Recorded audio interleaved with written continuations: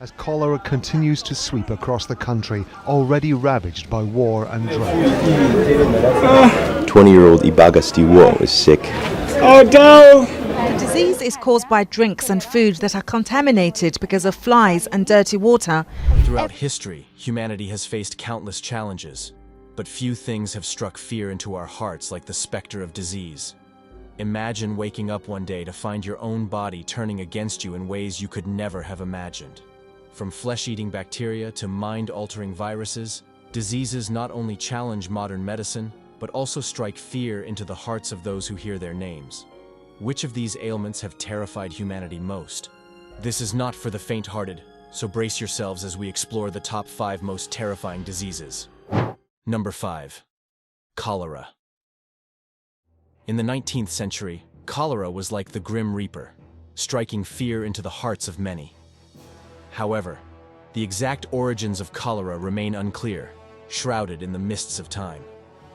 Early writings from ancient civilizations like India and Greece hint at illnesses resembling cholera. In India, texts dating back to the 5th century BC, such as the Sushruta Samhita, mention cases that sound like cholera. Similarly, Greek physicians like Hippocrates in the 4th century BC and Aretaeus of Cappadocia in the 1st century AD documented what could be early instances of cholera-like symptoms. One of the earliest detailed records of a cholera outbreak is found in the accounts of Gaspar Correa, a Portuguese historian known for his work Legendary India. Correa chronicled an epidemic that struck the Ganges Delta in the spring of 1543. Local inhabitants called the disease morixi, and it was said to kill its victims within a mere 8 hours of symptom onset. The fatality rate was so alarming that communities struggled to bury all the deceased. Over the centuries, various reports emerged from travelers and observers along the west coast of India, including Portuguese, Dutch, French, and British accounts, detailing manifestations of what appeared to be cholera. These reports added to the growing understanding of the disease's impact and spread. The very first cholera pandemic erupted from the Ganges Delta, beginning with an outbreak in Jessore, India, in 1817. It was believed to have been caused by contaminated rice.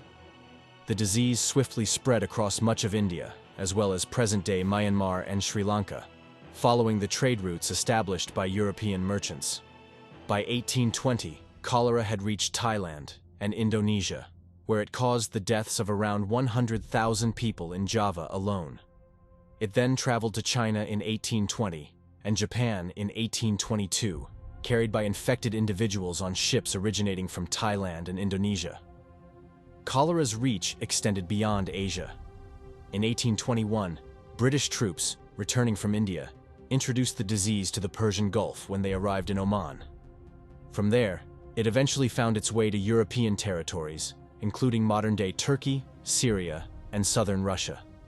The pandemic persisted for 6 years before finally dissipating, possibly due to a harsh winter in 1823 to 1824, which may have killed the bacteria present in water supplies.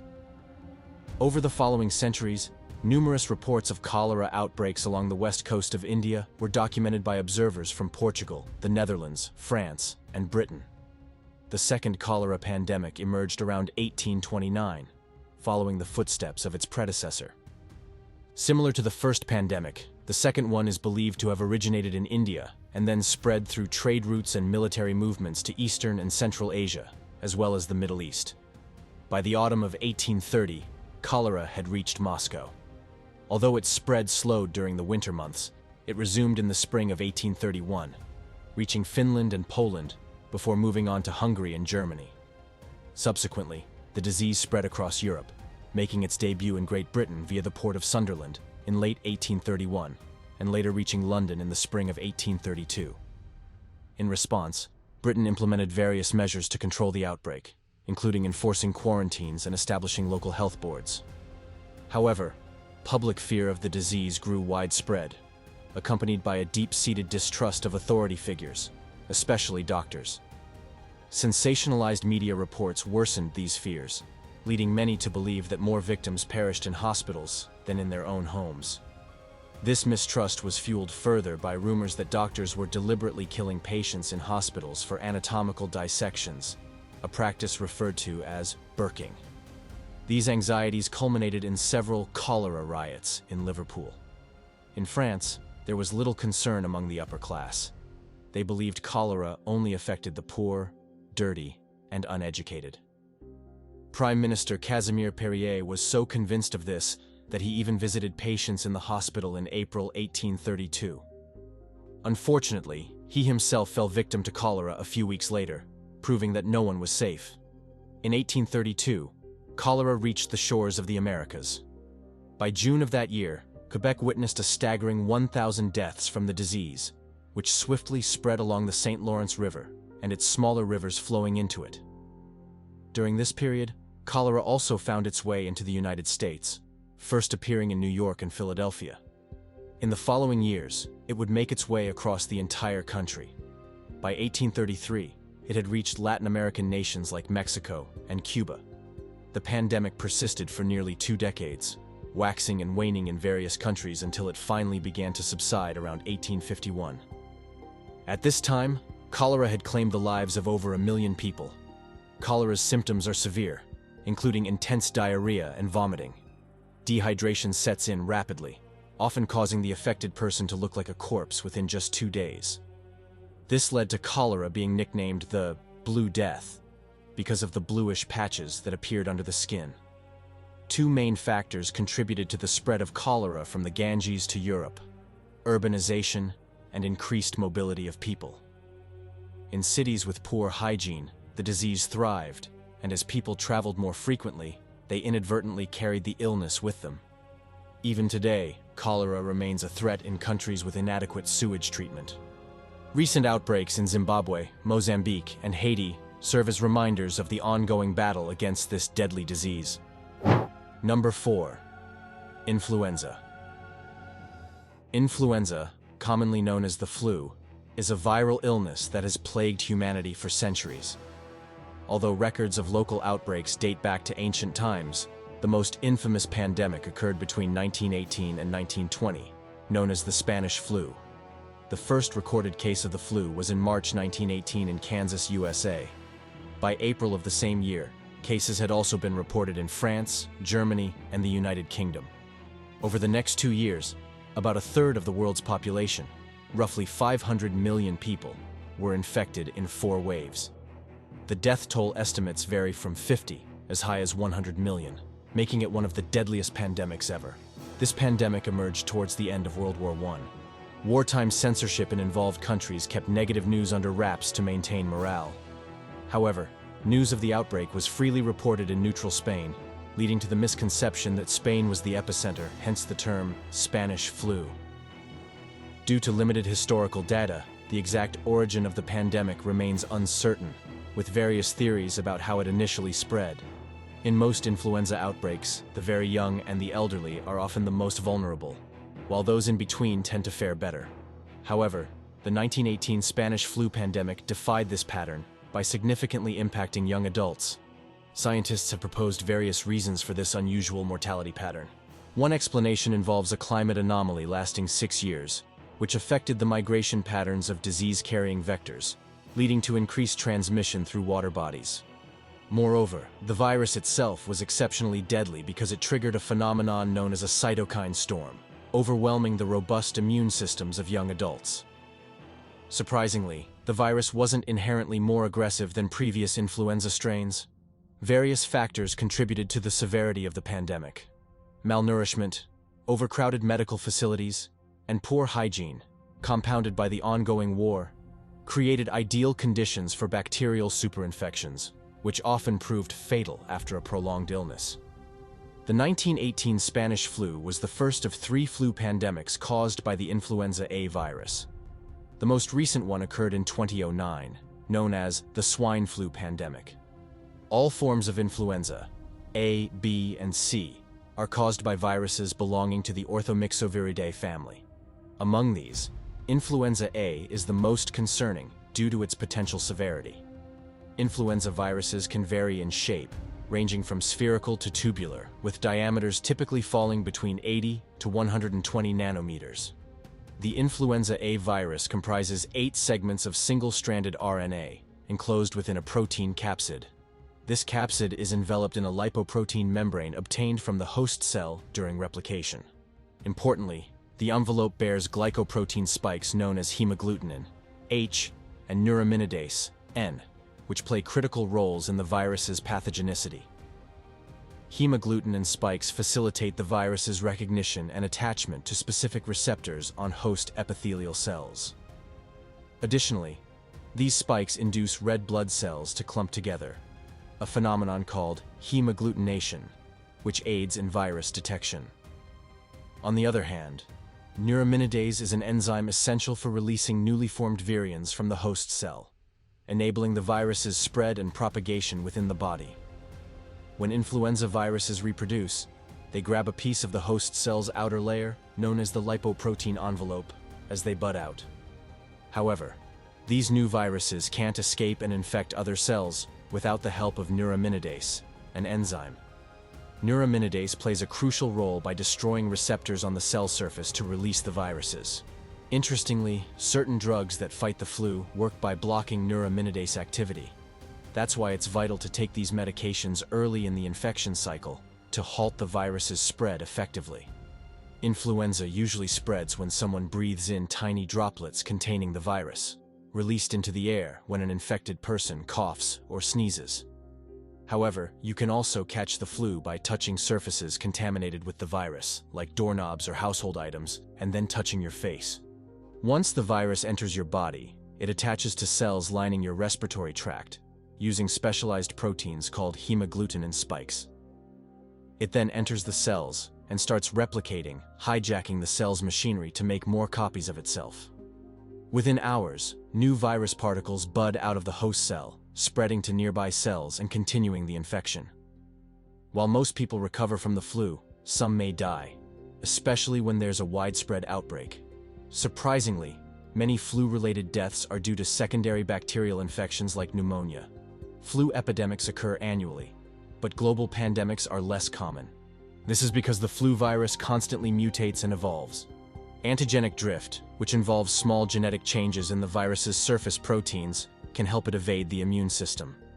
These mutations often occur during a typical flu season. Sometimes the virus undergoes significant changes, leading to the emergence of new subtypes, a process known as antigenic shift. This is less common but can result in severe pandemics. Antibiotics are ineffective against viruses like influenza. While some antiviral medications can help prevent illness if taken early, the primary method of prevention is vaccination. However, creating effective vaccines is challenging due to the continual evolution of these viruses. With antigenic drift leading to the emergence of slightly new influenza strains, it typically takes several months to produce large quantities of a vaccine once a new strain appears. Nonetheless, scientists are actively pursuing the development of a universal flu vaccine, which could transform influenza prevention worldwide by providing long-lasting immunity against multiple strains. This breakthrough could revolutionize our approach to combating one of the most significant global health threats. Number 3. Smallpox. The impact of smallpox on human history cannot be overstated. It was a disease that affected everyone, from monarchs to ordinary people, and it played a significant role in shaping world events, including colonialism in the Americas, the Pacific Islands, and Australia. It started with a single breath. The virus lodged itself in the mouth and throat, then traveled to the lymph nodes, beginning its slow journey from cell to cell. 12 days later, it invaded the bloodstream, multiplying rapidly in the bone marrow and spleen. This was when symptoms began to appear. A high fever struck, accompanied by muscle pain, headaches, and debilitating weakness. Spots emerged in the mouth and throat, which soon ruptured, releasing the virus into the saliva.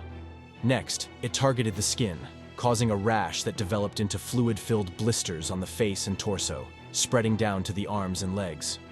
From that point, the infection took one of several forms: ordinary, modified, malignant, or hemorrhagic. The fatality rates for these forms varied drastically, ranging from 30% to over 90%. In the 18th century, smallpox was a pervasive threat in Europe, with an estimated 4,000 people dying from it every year. Nearly everyone contracted the disease at some point in their lives, and its high mortality rate, especially among children, contributed to lower lifespans. On an individual level, smallpox was even more devastating. Those who were infected needed continuous care, and those who cared for them often caught the disease themselves, leading to the demise of whole families. Survivors faced permanent effects such as facial scars, loss of eyelashes, and even blindness. The only form of protection against smallpox was variolation, a procedure introduced to England in 1718 by Lady Mary Wortley Montagu, who had observed it in the Ottoman Empire.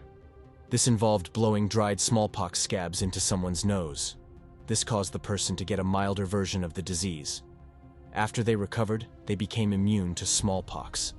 While variolation reduced the risk of death from smallpox, it was expensive and only accessible to the wealthy. Edward Jenner, a country doctor, became interested in smallpox after overhearing a milkmaid's claim that cowpox prevented smallpox. In 1796, he tested this theory by inoculating a young boy named James Phillips with cowpox. While controversial by today's standards, Jenner believed he was providing immunity to smallpox for one child who would otherwise face its horrors. So, Jenner gave Phillips cowpox, and then he attempted to variolate him with smallpox. Phillips didn't show any symptoms. Not only was the kid immune, but Jenner also discovered that cowpox could be passed from person to person, which made vaccination much simpler. And that's where the term vaccines comes from. Jenner created the term vaccination from his new Latin name for cowpox, which literally meant smallpox of the cow. Jenner went on to conduct 23 more experimental vaccinations, including on his infant son, and he submitted a paper to the Royal Society. Although Jenner wasn't the first to vaccinate with cowpox, he was the one who made promoting vaccination his life's mission. However, not everyone initially believed in Jenner's work. Attempts to replicate his results sometimes failed due to specimen contamination and because there were no standardized methods of vaccination. Some doctors who tried the person-to-person procedure accidentally transmitted more than just cowpox. Imagine how awkward that doctor's appointment must have been. Despite opposition, Jenner worked tirelessly to promote vaccination as safe and important. He freely shared the vaccination process with doctors abroad, sending it to America and France. Even Napoleon Bonaparte insisted that his troops be vaccinated, and he honored Jenner with a medal for saving many French lives, despite being at war with the United Kingdom. Jenner's influence extended beyond Europe. A Spanish expedition brought his vaccine to Latin America, the Philippines, and China. However, Jenner's focus on promoting vaccination caused him to neglect his own medical practice, and his finances began to dwindle. Nevertheless, he established a hut in his backyard, dubbing it the Temple of Vaccinia, where he provided free vaccinations to those unable to afford them.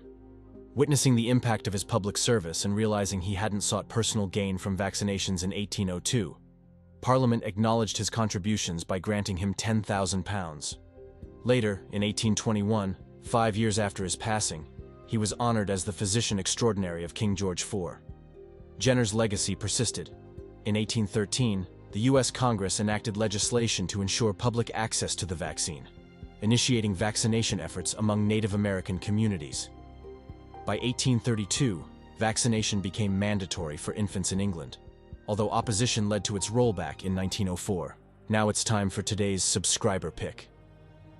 Dr. Iris Fletcher had seen many horrors in her career, but nothing prepared her for what she encountered in room 407. The man lay motionless, his mouth agape, his face pale as a ghost. As she approached, the air seemed to grow colder, the weight of an invisible dread pressing down on her.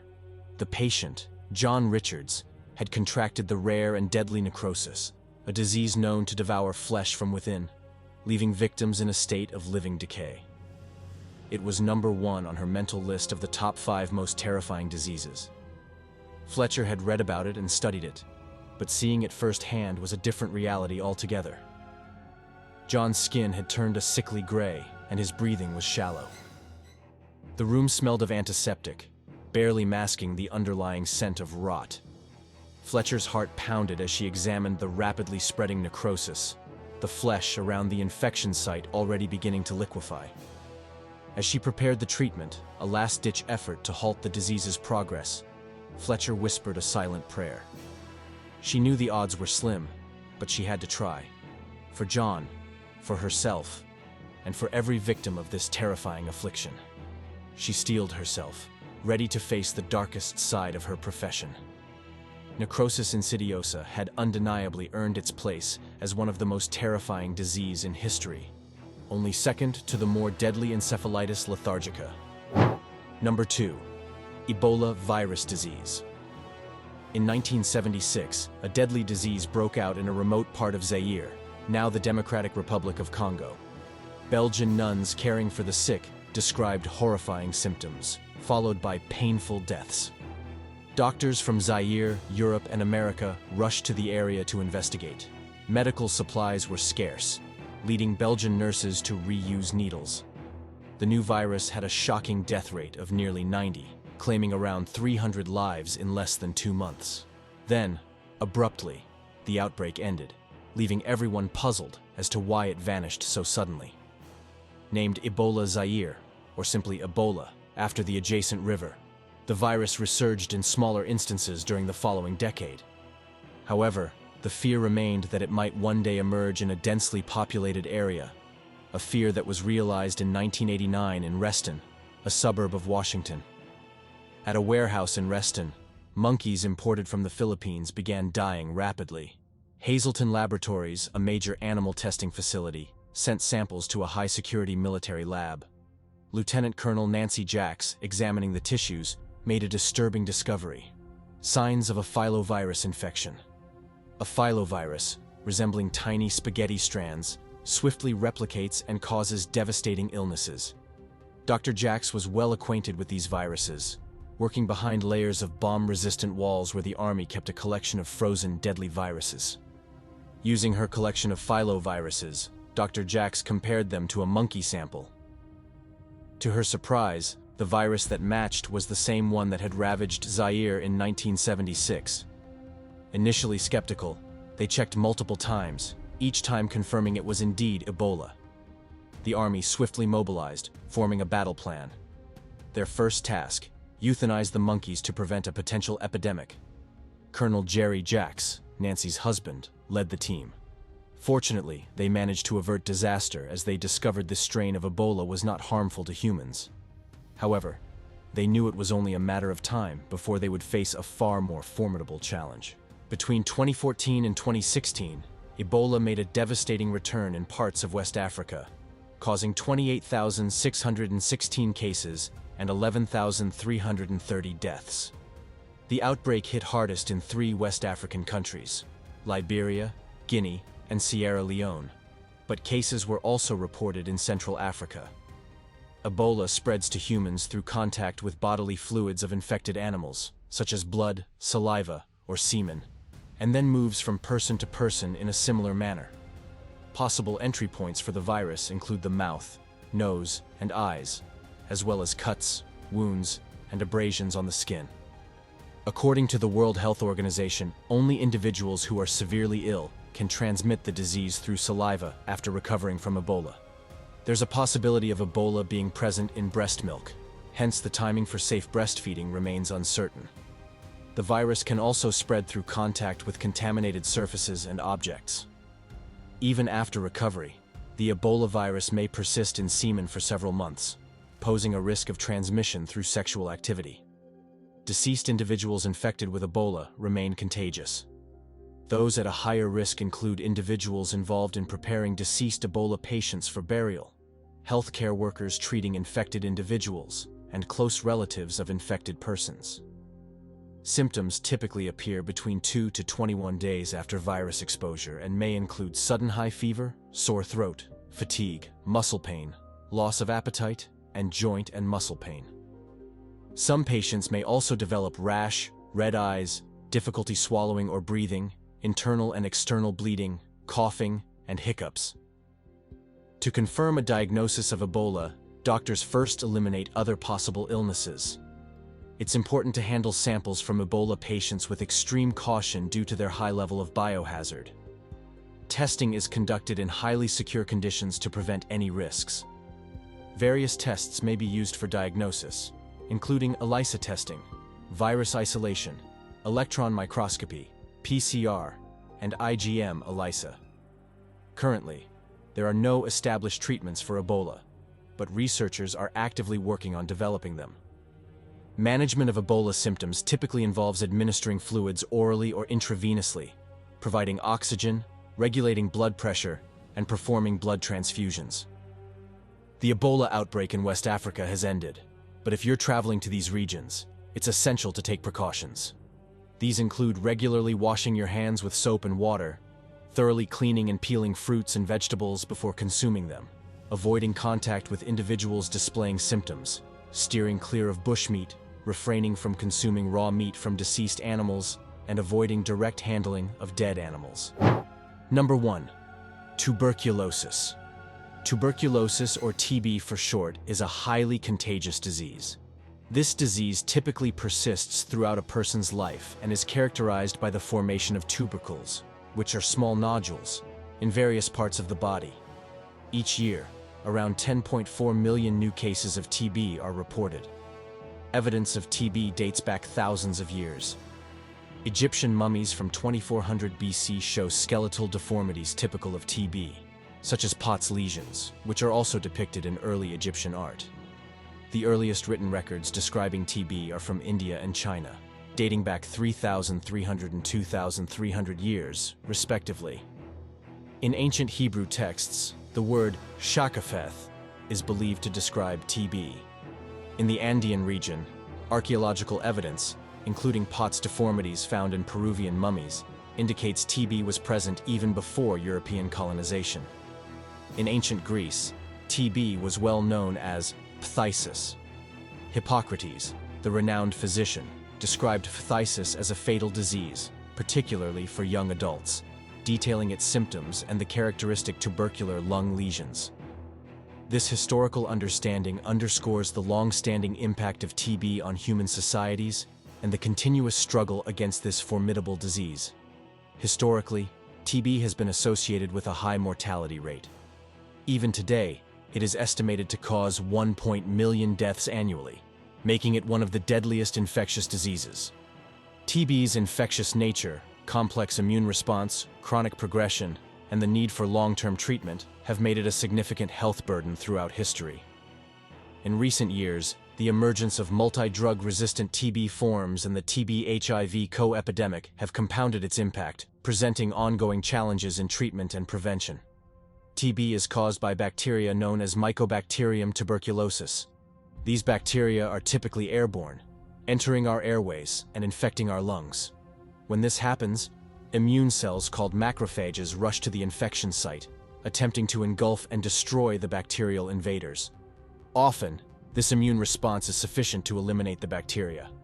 However, in individuals with compromised immune systems, due to conditions like malnutrition, HIV, diabetes, or pregnancy, the immune response may not be strong enough to eradicate the bacteria. In such cases, Mycobacterium tuberculosis can multiply within the macrophages, forming colonies in the surrounding lung tissue. As the bacteria infect more cells, they use enzymes to break down the tissue, causing chest pain and making patients cough up blood. This lung damage results in oxygen deprivation, triggering a cascade of hormonal changes, including reduced appetite and iron production. From the lungs, the bacteria can spread throughout the body. They can invade the skeletal system, leading to back pain and difficulty moving, the kidneys and intestines, causing abdominal pain, and the brain, causing headaches and even impaired consciousness. These widespread symptoms create the classic TB image: significant weight loss, a persistent bloody cough, and a pale, ashen complexion. This ghostly look earned TB the nickname the White Plague in Victorian England. During this period, TB was seen as a romantic disease because it often affected impoverished artists and poets who had weaker immune systems. The visible symptoms of TB even contributed to the myth of vampirism. Despite these misconceptions, the Victorian era also saw the first major advances toward curing TB.